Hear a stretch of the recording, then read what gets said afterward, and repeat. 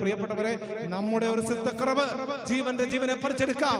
നമ്മുടെ ശ്രദ്ധക്കുറവ് നമ്മുടെ ആത്മനാശം വരുത്തിയേക്കാം. നമ്മുടെ ശ്രദ്ധക്കുറവ് ദൈവത്തിന്റെ അനുഗ്രഹത്തെ തട്ടിത്തെറിപ്പിച്ച് കളഞ്ഞേക്കാം. നമ്മുടെ ഒരു ശ്രദ്ധക്കുറവ് നമ്മുടെ കുടുംബത്തെ താറുമാറാക്കിയേക്കാം. നമ്മുടെ ഒരു ശ്രദ്ധക്കുറവ് തലമുറകൾക്ക് ശാപമായേക്കാം. അതുകൊണ്ട് എല്ലാറ്റിനും ശ്രദ്ധയോടെ നോക്കി കാണുക.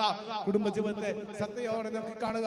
മാതാപിതാക്കന്മാർ അവരുടെ കടമയെ ശ്രദ്ധയോടെ നോക്കി കാണുക. കാരണം ഇത് മാതാവിന്റെ പിതാവിന്റെ ശ്രദ്ധക്കുറവ് തലമുറകൾക്ക് അടിയായി മാറ്, തലമുറകൾക്ക് ശിക്ഷയായി മാറ്, തലമുറകൾക്ക് തകർച്ചയായി മാറ്, തലമുറകൾക്ക് പരാജയമായി മാറും. പ്രിയപ്പെട്ടവർ, അതുകൊണ്ട് തലമുറകൾക്ക് പരാജയം കൊടുക്കുന്ന ശ്രദ്ധക്കുറവ് ജീവിതത്തിൽ ഉണ്ടാകാതിരിക്കാൻ കരുതലോടെ നോക്കുക.